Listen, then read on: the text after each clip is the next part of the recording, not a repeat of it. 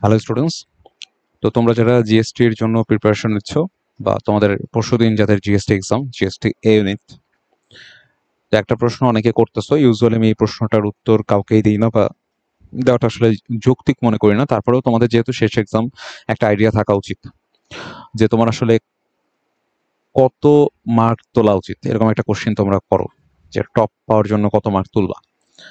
তো এটা তোমার হচ্ছে একটা, আমি তোমাকে একটা আইডিয়া দিই। এটা কোশ্চেনের উপর মানে মেইনলি ডিপেন্ড করে। আমি কোশ্চেনটা দেখলে তোমাকে একটা আইডিয়া দিতে পারতাম যে কিরকম আশেপাশে হইতে পারে। তারপর একটা প্রিলিমিনারি আইডিয়া দিই যে তোমার যদি কোশ্চেন হার্ড হয়, তাহলে তুমি 100-র মধ্যে কাটমার্ক মোটামুটি 45 এমন থাকবে, মানে শেষ অবধি 45, ইভেন আরো কম নামবে। তুমি যদি তোমার হচ্ছে চলনসই এক সাবজেক্ট চাও, তাহলে মোটামুটি 52 টু 53 এটা এরকম পাইলেই হবে। আর তুমি যদি টপ র্যাঙ্কিং চাও, লাইক তুমি টপে থাকতে চাও, তাহলে 60-র আশেপাশে বা 60+ যদি পাও, তাহলে তুমি টপ র্যাঙ্কটা পাবা আর কি। তুমি যদি মনে করো যে তোমার কোশ্চেনটা অ্যাকচুয়ালি স্ট্যান্ডার্ড হয়েছে,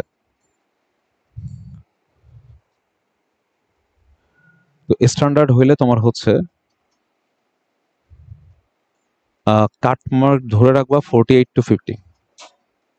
সেক্ষেত্রে তুমি যদি মোটামুটি চলনসই সাবজেক্ট চাও, তোমাকে 55+ তুলতেই হবে, 55+ বা 58 এর আশেপাশে। এবং তোমার এই ক্ষেত্রে তুমি যদি মোটামুটি একটা ভালো মানে র্যাঙ্ক করতে চাও, তোমাকে 67, 68 অ্যাটলিস্ট পাওয়ার চেষ্টা করতে হবে। আর কোশ্চেন যদি দেখো সব রিপিট আসছে, খুবই সহজ হয়েছে, তাহলে কাটমার্ক ধরে রাখবা 55-র আশেপাশে।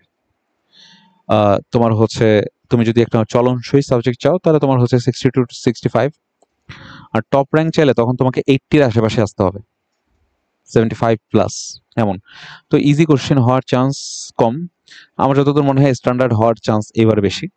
তো চেষ্টা করবা তুমি তোমার বেস্টটা দেওয়ার।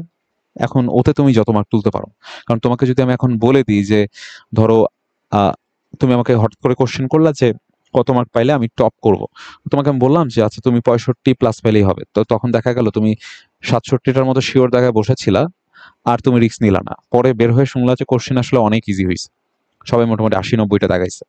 তো এই জন্য আর কি বললাম যে কোশ্চেন যদি বোঝো আর কি ইজি নাকি স্ট্যান্ডার্ড নাকি হার্ড, সে অনুযায়ী তোমাকে দাগাইতে হবে এবং এই মার্কগুলা ক্যাচ করতে হবে। করলে যার টার্গেট জাস্ট সাবজেক্ট পাওয়া, তার জন্য কাট মার্ক। জাস্ট টার্গেট হচ্ছে মোটামুটি একটা চলনসই সাবজেক্ট পাওয়া, সে এই মার্কটা তোলার চেষ্টা করবে। এবং যারা হচ্ছে তোমার ভালো সাবজেক্ট চাও, তারা হচ্ছে মেইন মেরিটে আসার জন্য এই, মানে মেইন মেরিট বলতে গেলে টপ র্যাঙ্কিং আসার জন্য এই মার্কগুলা যদি ক্যাচ করো, তাহলে আশা করি তোমার হচ্ছে খুবই ভালো সাবজেক্ট আসবে।